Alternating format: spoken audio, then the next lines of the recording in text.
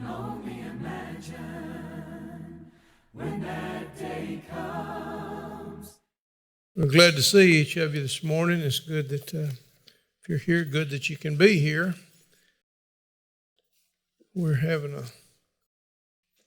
flu season this year. You know, for the couple of years that people mask, pretty much.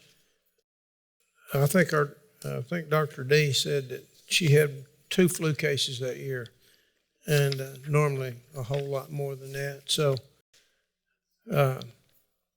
it did some good. But at any rate, this year it's going to be an active year. Some of you know some of our people are out sick, and I appreciate them for that, because when you've got something that's contagious that poses a significant threat to other people, that's what you ought to do, is isolate yourself as much as we hate to see them. People not be able to be with us. Good to see Brother David Solano here this morning. He tried to tear his ankle up, but Nancy told him he had to go to work anyway.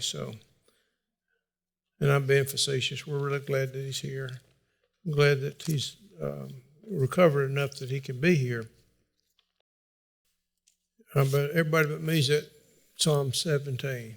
All right. This is a prayer for protection that I want to share with you this morning. That David wrote one time when he was in a terrible problem. Let's begin with a word of prayer.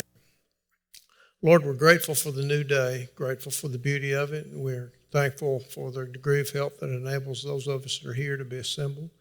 We're mindful of a number of our folks who are sick, Sister Kathy Boyette, and there are a number of others. And we pray that you would be with them and help them to have a quick and complete recovery. Glad that Brother David is here, and continue please to bless him in his convalescence, that he can be back up and working real soon.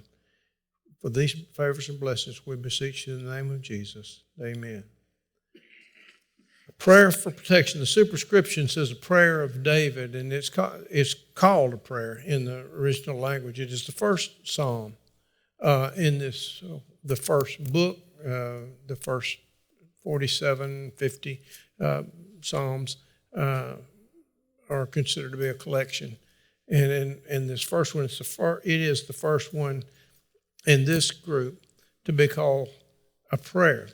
Only 4 other psalms are designated as prayers in the ancient titles. And we know those titles are not inspired, but they're very old.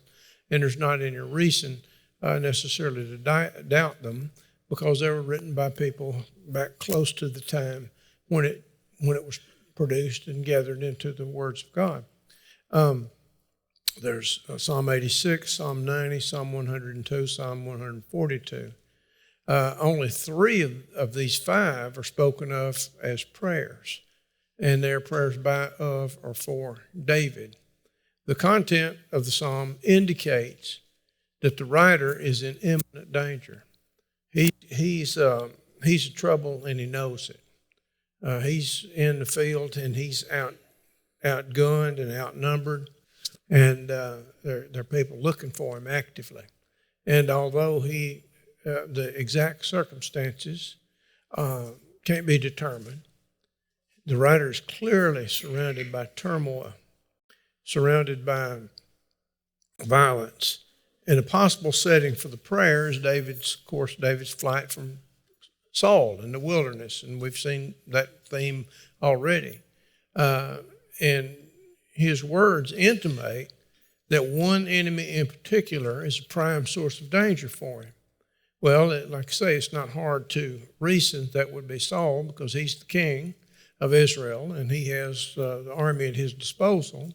And it was not a representative democracy like they tell us we have, but it was an autocracy led by the one man. And so the whole nation moved on whatever he said, and he doesn't want David in this world. And so that situation was acute for a number of years. In 1 Samuel chapter 18 through chapter 27, you get that story. David's running for his life, and he's come to a point where he's all but hemmed in by the adversary. And instead of leading his nation, Saul, the king of Israel, you got to think about a chief executive. The king is that too. And there's always plenty for him to do without going around the countryside hunting somebody to kill. But his mind is focused on one thing, and he's not taking care, obviously, of the job of taking care of the kingdom because he's chasing this one person. And experiencing the fury of Saul's determination, David finds himself, and he's in a terrible jam. What was the old song during Vietnam? Uncle Sam's got himself in a terrible jam way down yonder in Vietnam. Well, David got himself in one, or he's in one, not because of his own doing, really, but he was talented and had a lot of ability, and Saul became jealous. As he prays, David knows that warlike men are determined to kill him. These men, David's a soldier, he's a warrior, and so he understands the ways of warriors, and he knows that the people that are after him are serious people. And as I say, you got to remember, this is the man that faced down a giant. So if he's concerned about his safety, it's a concern. And perhaps he can hear him. He's probably laying dog, as we used to call it, undercover. And he may be able to hear him walking about, talking about him and what they intend to do.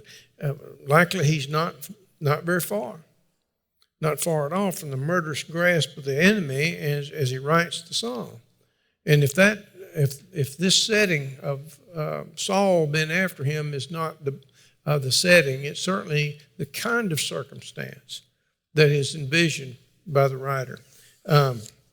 From beginning to end, it is petition to God. And that's, you can't hardly go wrong taking your concerns and your needs and what have you to the Lord, can you?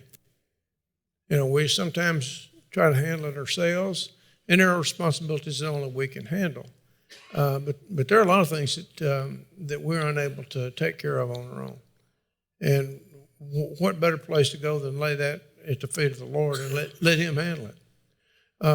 His prayer is a plea for protection. Yes, sir. I just want to make a point that this shows us how far jealousy can carry a person, to the very depths of sin, trying to take some. Yes, that's a good point. Brother Joe points out that this level of jealousy that's depicted in this psalm on the part of Saul, or whomever it is, but I think it's Saul, shows that if you nurse jealousy, what it's going to do to you. Because Saul's insane at this point. There ought to be, we have, whether we'll ever use it or not, the 25th Amendment to the United States Constitution that has to do with if a president becomes incapacitated to the degree that he cannot discharge his duties, that he can be removed from office, not because anybody's mad at him, but there's a valve there. And so, like if you think there are 54 states when there are only 50 and things like that, then legitimate questions start arising about a person's mental acuity. But Saul, there's no check and balance on him. I mean, we don't know how many troops he's got in the field looking for one man.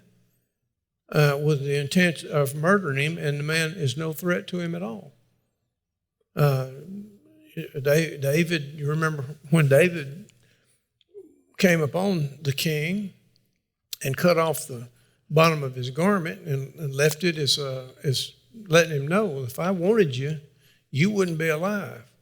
But David's approach to that was that the Lord God anointed him king, and if he wants him out, he can take him out.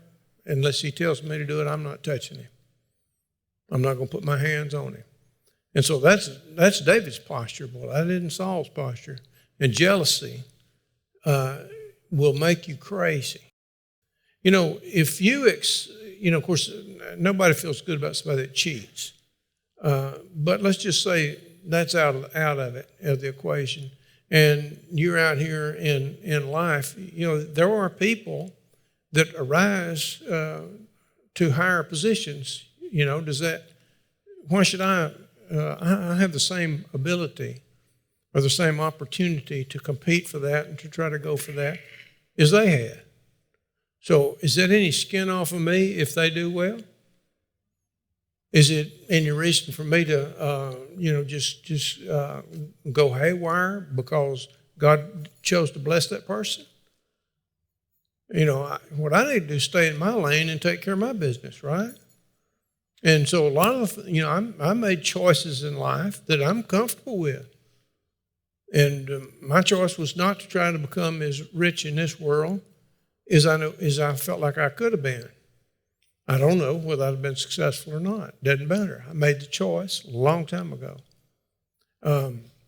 Made a choice a long time ago, that, and I hope I made the right one, that you're going to come and do a lot more good by preaching the gospel than carrying a weapon in service even to your country. And so for me, that was the way to go. But here we have a jealous man, virtually in an ongoing rage. He's just got himself all worked up. And so David pleads to God for protection and for refuge. That, I don't know about you, but it wouldn't take me long to get all of that running for your life. I wanted to. That can get old pretty quick. And he's under that kind of threat. And so expressing a lament, he brings his predicament to the Lord in prayer and asks God to hear him on three grounds. He asked God to hear him because of his David's integrity. He asked God to hear him because God's gracious. And he asked God to hear him because he wants to spend the future with the Lord. So verses 1 through 5, hear my prayer. Hear a just cause, O Lord. Give heed to my cry. Give ear to my prayer, which is not from deceitful lips. Let my judgment come forth from your presence. Let your eyes look with equity. You have tried my heart. You have visited me by night. You have tested me and you find nothing. I have purposed that my mouth will not transgress. As for the deeds of men, by the word of your lips, I have kept from the paths of the violent. My steps have held fast to your paths. My feet have not slipped. And so he appeals to God to help him because of his own integrity. And we need to understand, as we'll look at this, that he's not saying he's perfect, but he's saying in this situation, and he's got these hoodlums chasing him, that he didn't do anything to merit that he's blameless in that. Hear a just cause, O Lord. Literally, the Hebrew text reads, translated literally, hear, O righteousness. In other words, hear a righteous man. Hear about the cause of a righteous man. He believes that he deserves vindication and justice because of the righteous nature of his cause. He feels like, in fact, he knows in his mind that he's on the right side. He's fervent in his prayer, as indicated by just intense words and phrases. Hear, give heed to my cry, give ear to my prayer. And the word for cry suggests a shrill, piercing cry. Sometimes that's an indication of desperation. Sometimes it's an indication of emotional supplication for help. And then sometimes it can be a high-pitched shout of joy. But I think here is clearly a desperate emotional supplication for help. He's just about the end of his rope. He feels like he's done about all he can do, and he's coming up short. So his prayer and he says, my prayer doesn't come from deceitful lips. And he knows who he's talking to. He knows God knows him at the deepest level. And so he bases his request on that. Give ear to my cry. And he contends that he's uttering a sincere prayer to a righteous judge. That's the kind of judge you want, isn't it? Now, a lot of people don't want a righteous judge. They want a judge to pat them on the wrist and tell them, "Now you run along. I'm sorry your mama made you mow the grass, and, the fact that you robbed the liquor store and shot the clerk and went down the road, run over 3 or 4 people. Poor little darling." That's what people want. But now he doesn't. He wants a righteous judge because he knows his cause is just.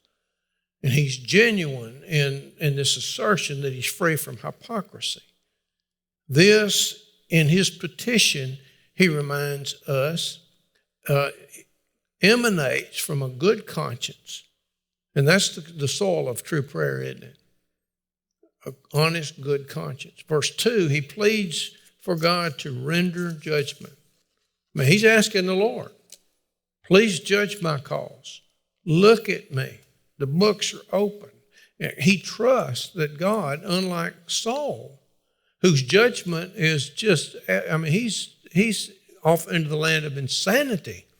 His judgment is distorted totally by hatred and bloodlust. He is confident, however, that Jehovah will look upon him with equity and impartial consideration. Now, when I use the word equity, I'm not using it like it's currently been used in an abusive way. But God's going to be fair with him. He's confident of that. Verse 3, rising to another level, he says, you have tried my heart. He believes, he's confident, he knows God has already examined or proved his heart, that the Lord has investigated the very deep recesses of his soul, and he knows that being true, that he has found no evil purposes. Therefore, he feels totally justified in asking God to hear his request. He says that God has visited him by night in order to judge him. And the word night suggests that God has looked into his private life, found nothing amiss. In the quietness of the evening, when one is alone with the Lord, you can see yourself as you are without pretense and without excuses and without the mask that people tend to wear, and know that God conducts his examination at that time. And he urges God to search his heart again. You have examined me. Search me again. He is that confident that God's scrutiny of him is not going to surface not a word or a thought or a deed that is rebellious towards the will of God. The testing for which he pleads is somewhat like when you test metal that is being refined in order to bring strength to it. When the blacksmith heats the metal and treats it, tempers it to get the kind of result that he needs.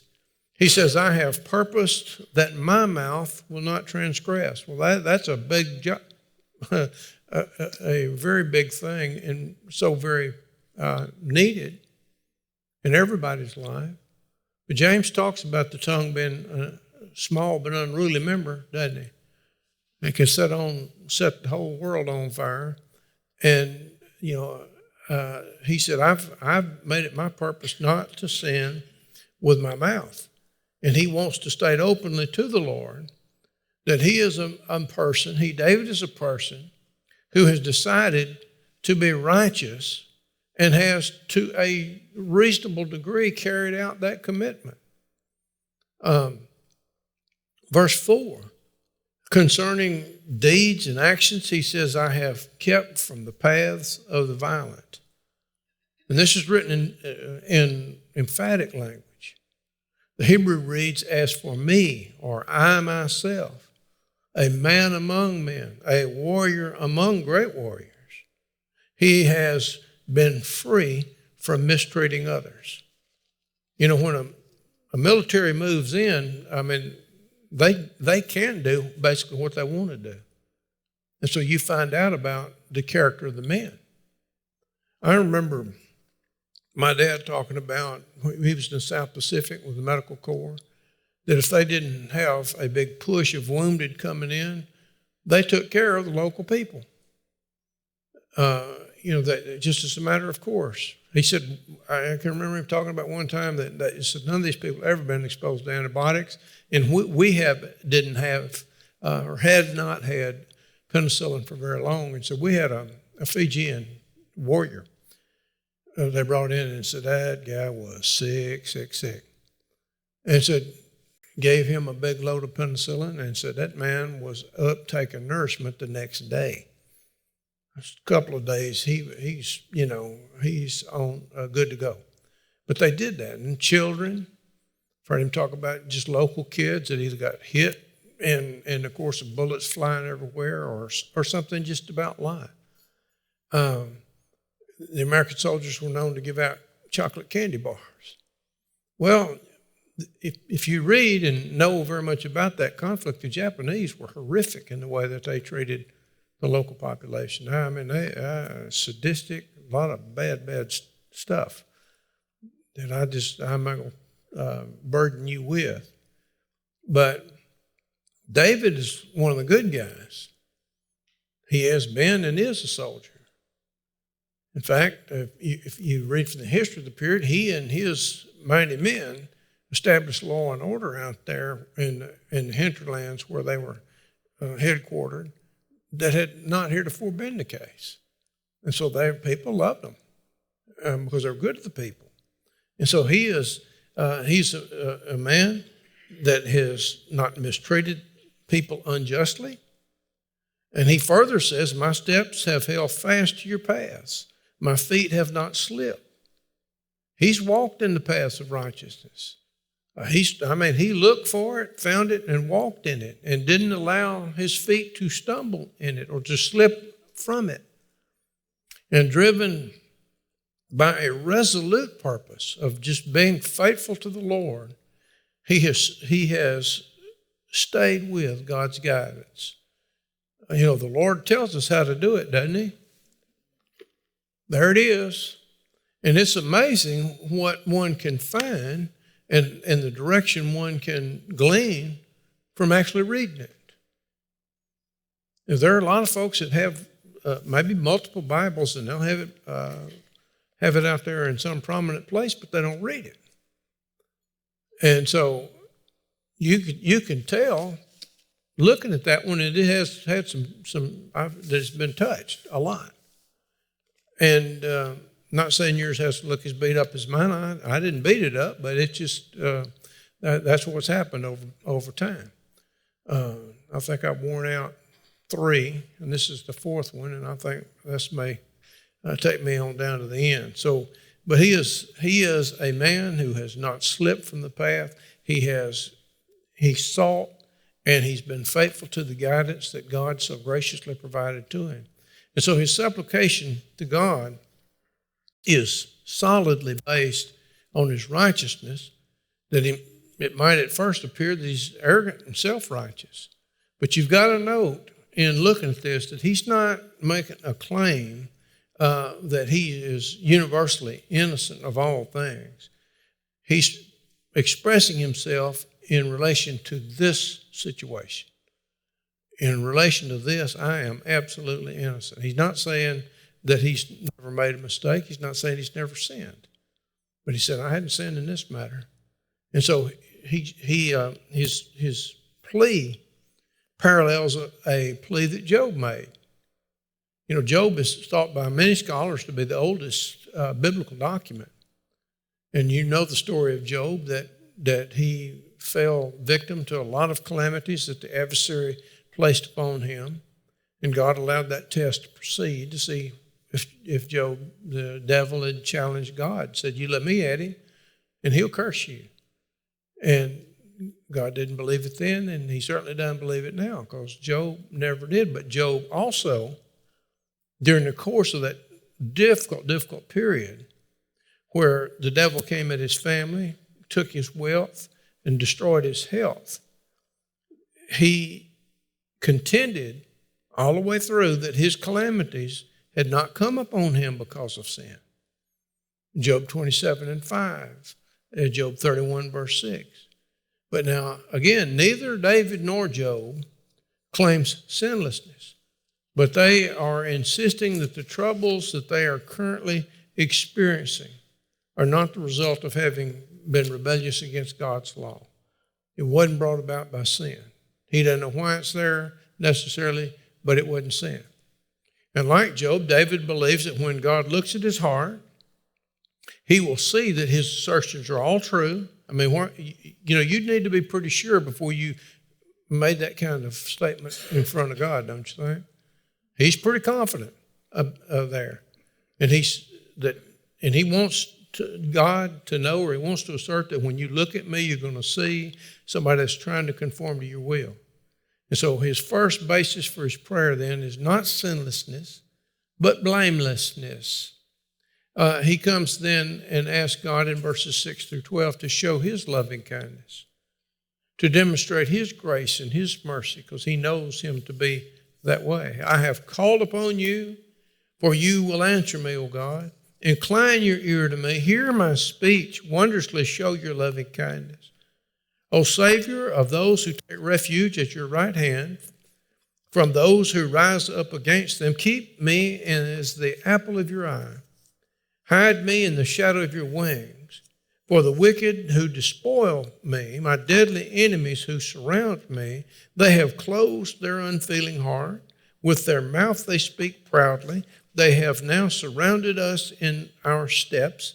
They set their eyes to cast us down to the ground.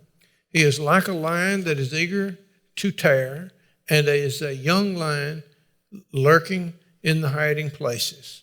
And so, obvious fervency. He picks this up in his prayer. I have called upon you, for you will answer me, O God. His prayer is bathed in confidence that the Lord's going to hear him, that he's going to listen to him. And he says, incline your ear to me and hear my speech. This line is synonymously parallel. And as he beseeches God, it's as if he's commanding God, but not in an improper way. Have you ever seen a little child take hold of their daddy's face and talk to him like that? To make sure that he's hearing what their request is or what their need is, just taking hold. I've seen children do that. I may have had one or two do that to me. And so he's begging God, like that little child, please turn your ear toward me. In verse 7, another ground for his prayer is the grace of God. He asked the Lord to wondrously show his loving kindness. He wants God to answer him according to his covenant loyalty. They are in covenant, and he wants God to answer as per that covenant. The word chesed is the characteristic term of covenant love, and this term is translated in different ways: mercy, steadfast love, unfailing love, loving kindness. And the meaning is close to that of the New Testament word for grace. They're very close in the ideas being expressed. He knows that God always hears the cries of those who trust him, and because he hears them because he has a kind and merciful and compassionate heart. God has a heart of compassion for those that are mistreated, that trust in him. He is always looking out and tend to care for them. People need to think about some of these tough guys. That seems to be the thing now, to be a tough guy. And I've never been able to figure out how taking advantage and harming people that are defenseless against you translates into you being a tough guy. Well, that translates into you being a mean rascal. David was a tough guy. David was a man that took down a 9.5-foot tall giant when he was a young lad of 16, maybe 17 years old. That's who he was. And, of course, there's no telling in battle. But he was a formidable warrior in his own right. That's who he is. But there again, he had compassion for those that have been mistreated because his God did. God's always looking out and intending to care for them. And these tough guys need to understand that when you harm some innocent like that, who did that offend? You offended the Lord. And it offends him very deeply. And Genesis 9 verse 6 still reads like it always did. That he who sheds man's blood, by man his blood shall be shed. And so these people that kill babies for a couple $100 and call that a right, nobody ever wants to end all this stuff that we're hearing. I don't listen to much of it. I try to keep it because it's just ridiculous. I've got my rights. Well, see, what about that baby you're carrying? So you got some rights? God made a decision and granted life to that child. That child have any rights? Because we never want to talk about that. We want to talk about me. And I'm going to assert thus and so, whatever it is. And when you get to the point that some of these things that you're seeing now play out in the country, it's going in a bad direction. And I feel very much kinship to the prophet Jeremiah, because I've been standing by the side for 40 years, trying to get my brethren to recognize it, much less the people out there that don't care about God and His will. But everybody's going to care. Maybe today, maybe tomorrow. But everybody will care someday. Because when you harm His innocence, then you've offended the Lord God that spoke it all into being. And David asked in verse 8 to see Him, His righteous one, to see Him, David, as the apple of the eye. And the apple or the pupil of the eye is what he's referring to, is the most vulnerable and the most precious part of the eye. My friend Benny, who will, Lord willing, will translate for me when I'm down south, we have gotten to know each other well enough that we can work together just seamlessly. But he's going blind. And, he's losing more and more of the peripheral. But that right in the center, if he's got a good light, he can still see some right there in the center. But it's just kind of going out like that. But you protect that part of the eye, you give utmost care to it, knowing that if any real injury occurs in that part of the eye, that there's going to be a loss of sight and serious impairment, if not total blindness. With this metaphor, David asked God to look at him with eager attention and concern. Look with him with attention and concern that you give to your eyes. Well, I don't know about you, but if something happens to my eyes, I'm going to try to get them fixed pretty quick. Bill just had his fixed, but I'm sure you're sensitive about that eye because that thing's important, both of them. Using another figure, he asked God to hide him under the shadow of His wing. And no doubt, this is an agrarian society, and mother birds, and mother hens, and what have you. When they protect their little ones, they take them under their wing, right? And so he asked God to protect him in that way. Verse 9, enemies are after him, and he feels the hot breath of their savage pursuit. Every step of the way, he's waiting for somebody to lay hands on him. And he refers to them as deadly enemies who surround him. And that phrase literally means, my enemies in soul. They have a deep-seated desire to defeat and then to destroy him. And their resolve runs deep within their spirits at their very core. It is as if a violent flood is rising on each side of him. You know, a man can get to that point, can't he? He can just lose his humanity where he just becomes a savage beast. Because people are not born that way. People are pretty well hardwired not to take the life of an innocent human being.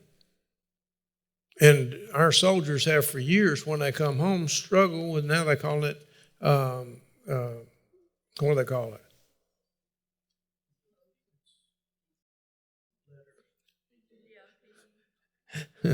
I can't hear you. I'm sorry.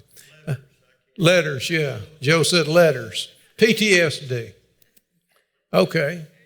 That's a handle. It gives somebody something to name it, but it has to do with the dreams and the memories and all of those things. Trigger events can put someone back in the jungle or back in the desert, depending on where he fought. And certain sounds can trigger bad memories. I told you one of my dear friends called me here. It's been a few years ago now, and he said the dreams are back. Well, that was 40 years after Vietnam. And, you just carry those ghosts with you. And so his enemies are oppressing him. They have encircled him. There's nothing he can do to dissuade them. They've shut their hearts against him, and he calls their hearts closed and unfeeling. Now, I don't want to get to be unfeeling to you.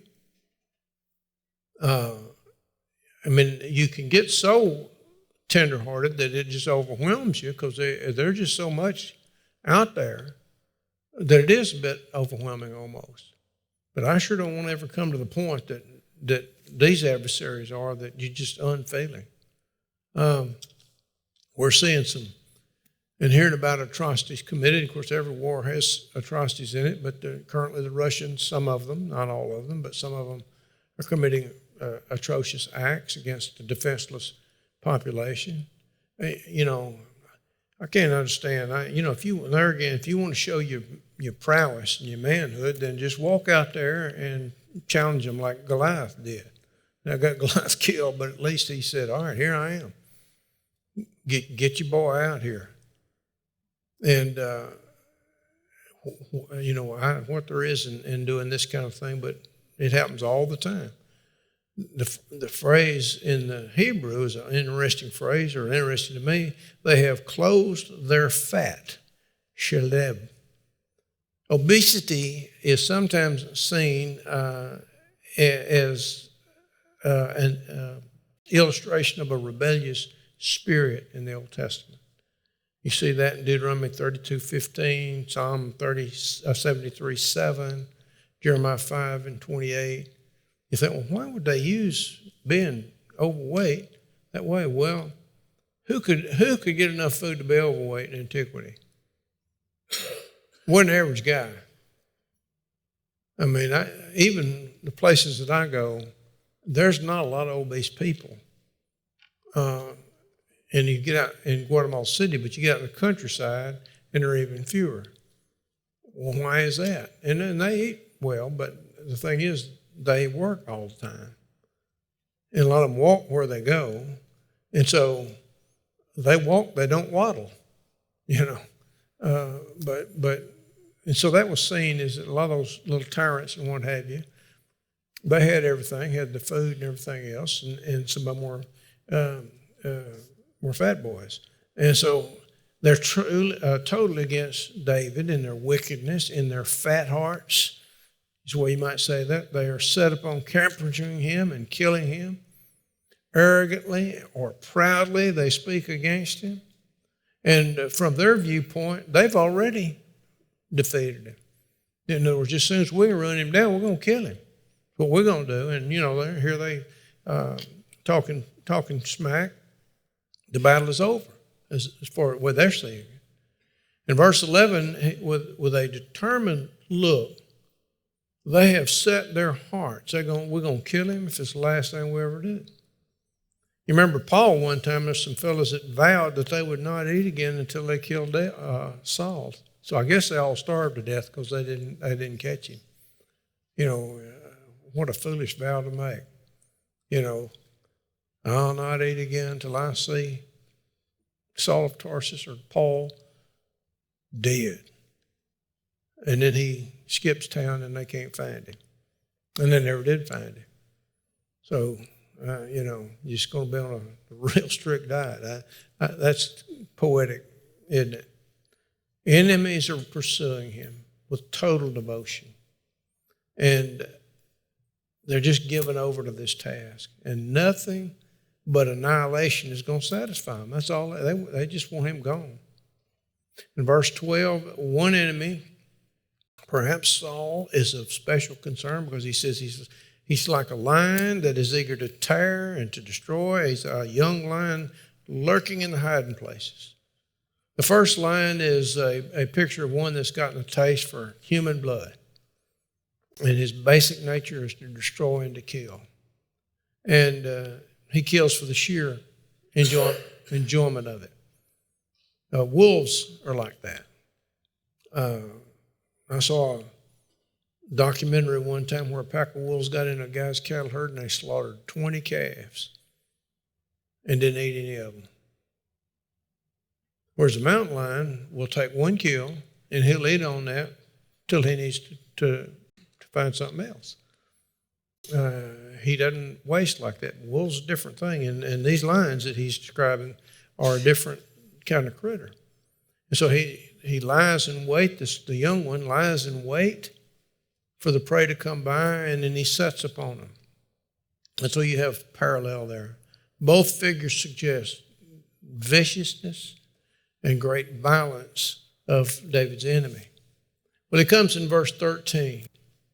And the text says, "Arise, O Lord, confront him," that is his adversary, "bring him low. Deliver my soul from the wicked with your sword, from men with your hand, O Lord, from men of the world whose portion is in this life and whose belly you fill with your treasure, and they are satisfied with children and leave their abundance to their babes. As for me, I shall behold your face in righteousness, and I will be satisfied with your likeness when I awake." He needs divine intervention. He needs divine defense because of what he's facing. So he prays, "Arise, O Lord," and confront him. And not only confront him, bring him down, bring him low. Similar expressions are found in Psalm 3, verse 7, Psalm 7, verse 6, Psalm 9 and 19. He wants God to stand between the advancing enemy and him.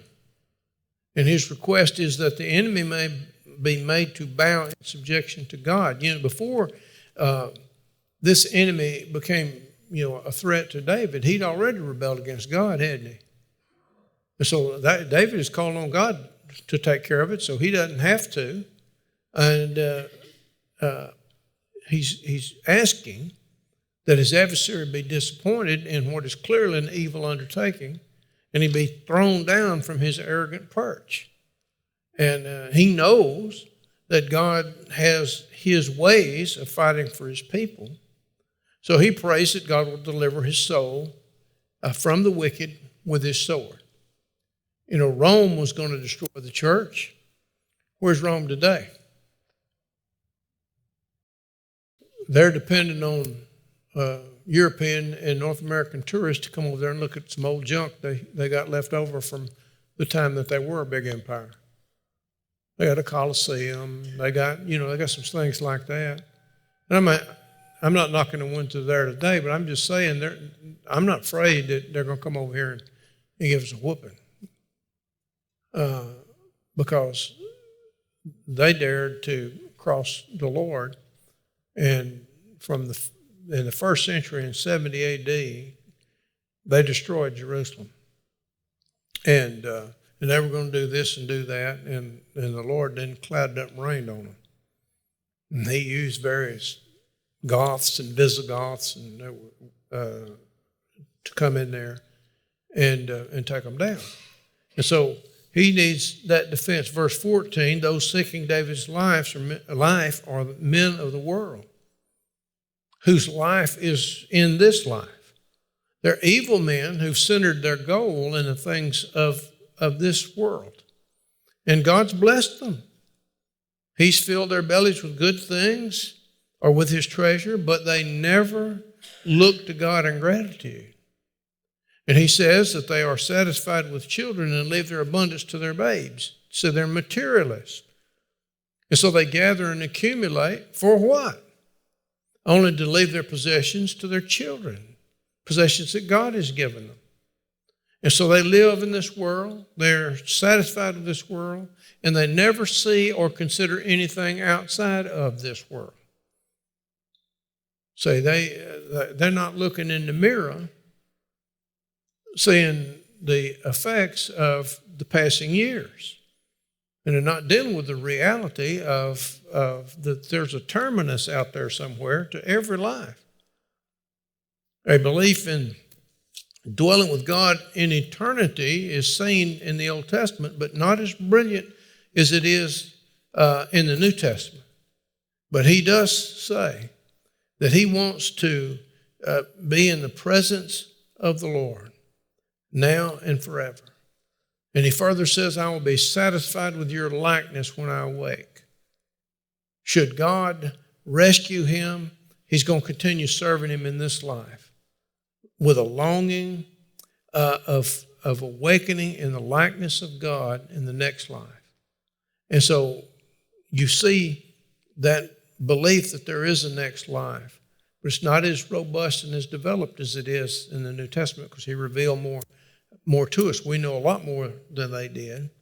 But since God has met his needs in this life, he believes that God's going to meet his needs in the future. And walking with God, making him one's refuge, and trusting him in life and in death is to the Old Testament believer the highest good and the greatest gift. He knows little about what's beyond the grave. And I said we know a lot more than they did, but we still don't know much, really, do we? Brethren are arguing a lot now about the nature of the reward in eternity. Well, see, and I'm not saying it's not an important discussion to have, but how many of them know the nature, truly know the nature of the reward in eternity? Because, Lazarus went and came back, and he never spoke of it. Right? Do you know anybody? I know there are people that they take them in the ER and they give them a lot of powerful drugs and they think they see all kinds of things. I've had some of that stuff. Tried to buy a gallon of it when I left under the influence of that drug, but it wasn't real. But the thing is, he believes God's going to guide him through death to a higher thing on the other side. That's what I believe. And faith to this writer is trusting God for all his needs, both present and future. And so when you come under the gun, and I hope you never do come under the gun by somebody like this, but you don't know. We don't know what a day will bring forth, do we? Who do you go to? Say, to whom shall we turn? Well, let's turn to the Lord. This psalmist asked God to hear his prayer. He wants God to heed his innocence. He beseeches God to hide him in his love and strength. And he prays that God might hinder the enemy. Well, what happened with David? They didn't find him, did they? David ended up on that throne in Jerusalem. That's what happened to David.